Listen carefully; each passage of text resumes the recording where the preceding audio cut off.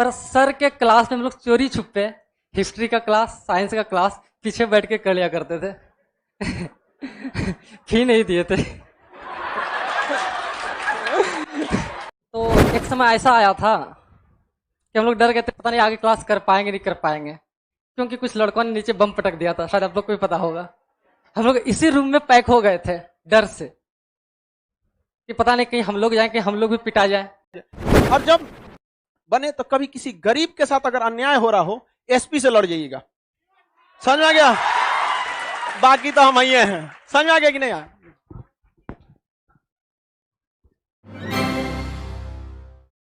ले ले दरोगा में चले, खुश रहे खुश रहे खुश रहे।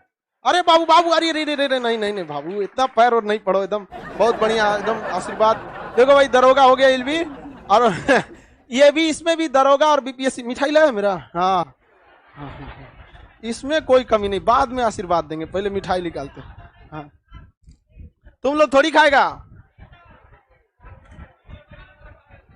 ले फोटो खींचो भाई,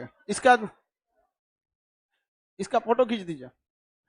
वैसे भी भाई यहीं से हम डाल देंगे। जरा वो ले लेगा, इससे ले लीजिएगा, रख दीजिए।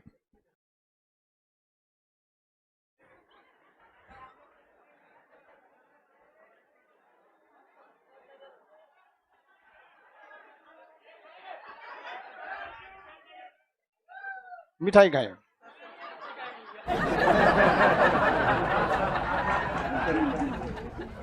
चलो भाई,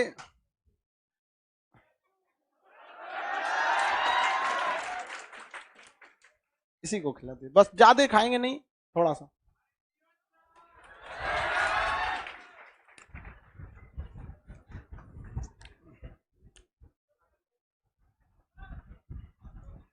देखो, आप लोग के लिए मिठाई थोड़ी मिलेगा, सब भाई आपका रिजल्ट होगा आपको मिठाई मिलेगा, रिजल्ट नहीं होगा आपको मिठाई खुद लाना पड़ेगा, हम अपना थोड़ी खा रहे हैं। देखो, ऐसा नहीं है कि हमको मतलब मिठाई एक पेट भर के खाते हैं, लेकिन एक अपने आप में एक खुशी होता है कि आदमी इतना मेहनत करता है, गला फाड़ता है, रिजल्ट हो जाता है।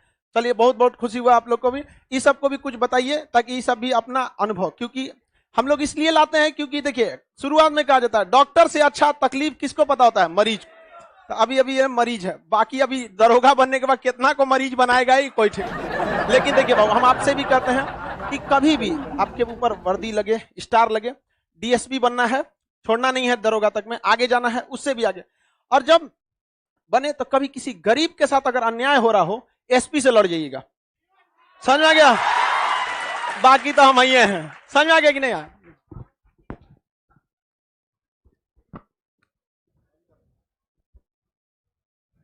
थैंक यू सर, आप सबको जय हिंद।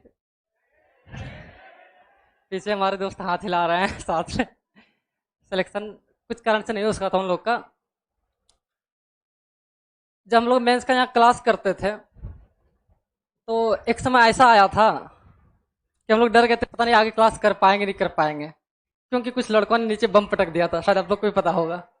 हम लोग इसी रूम में पैक हो गए थे डर से कि पता नहीं कहीं हम लोग जाए, कि हम लोग भी पिटा जाए। और उसके बाद ऐसा हालात हुआ कि हम लोग का पॉलिटी खत्म हुआ, उसका तो लॉकडाउन लग गया। पर सर के क्लास में हम लोग चोरी छुपे हिस्ट्री का क्लास, साइंस का क्लास पीछे बैठ के कर लिया करते थे। फी नहीं दिए थे।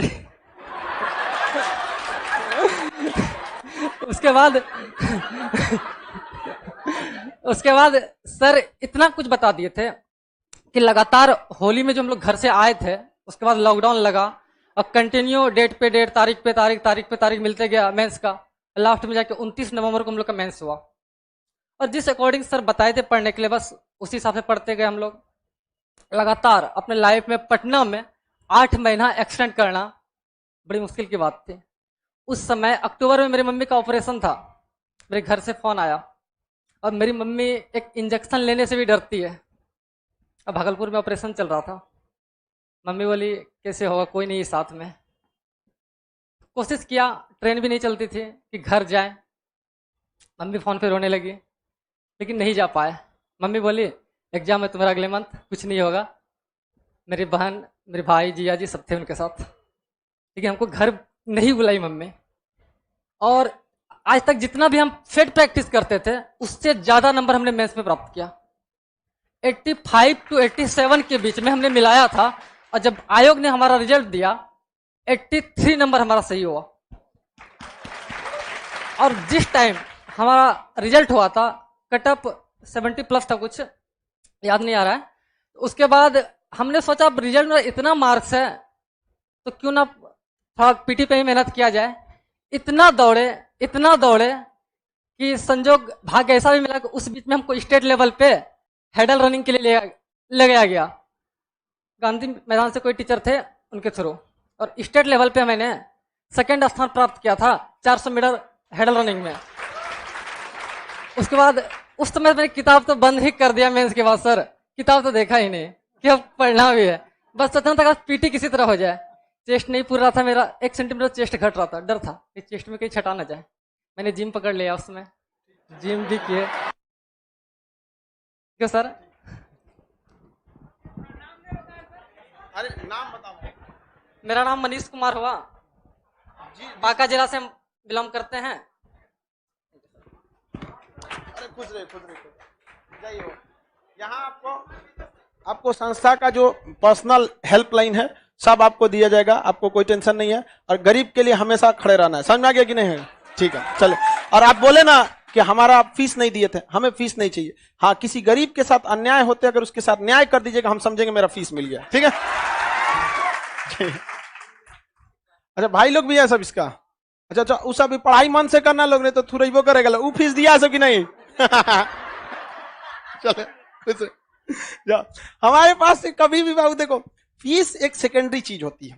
फीस लेना 2 कारण से बनता है। पहला कि भाई एक कोचिंग को रन करने के लिए एक खुद के बहुत बड़े एक्सपेंस की जरूरत पड़ती है। इसका आप इतना छोटा सा लॉज में रहते हो कि कितना खर्चा आता है, सोचिए ना, इतना का कितना आएगा, बहुत काफी आ जाते हैं सर। और ये दूसरा कारण ये है कि अगर आपसे फीस नहीं लिया जाएगा आप पढ़ाई को मजाक बना देंगे। लेकिन बहुत से कभी भी ये चीज नहीं हो सकता है कि फीस की कमी से खान जीएस से कोई लड़का वापस भेज दिया जाए। उसके पास पैसा है चाहे पैसा नहीं है, वो पढ़ेगा, रिजल्ट लेगा वहां पे। लेकिन हाँ, ईमानदारी ये अच्छा लगता है कि लड़के भी आके एक्सेप्ट कर लेते हैं, तो हमारा पता नहीं चलता कि दिया है कि नहीं दिया है। आपको ऐसा मत समझिएगा कि आप बहुत होशियार हैं। यहाँ आदमी चेक नहीं करता है, आंख बंद कर लेता है, इसलिए कि हमने खुद गरीबी देखा है। गरीबी क्या चीज, बड़ी बेशरम होती है। गरीबी इतना बेशरम दुनिया का कोई चीज नहीं है। उम्र का भी लिहाज नहीं करती है, 2-2 साल के बच्चों को रुला देती है। इससे बड़ा बेशरम कुछ नहीं हो। वरना जिस दिन कार्ड चेक करने लगेगा उस दिन कहां कोई घुस पाएगा। लेकिन कहते हैं कि नहीं भाई, किसी के यहाँ पे भी मान के चलिए अगर रिजल्ट हो जाता है, इससे बड़ा कुछ नहीं होता है। समझ में आ गया कि नहीं? चलिए आगे चलते हैं।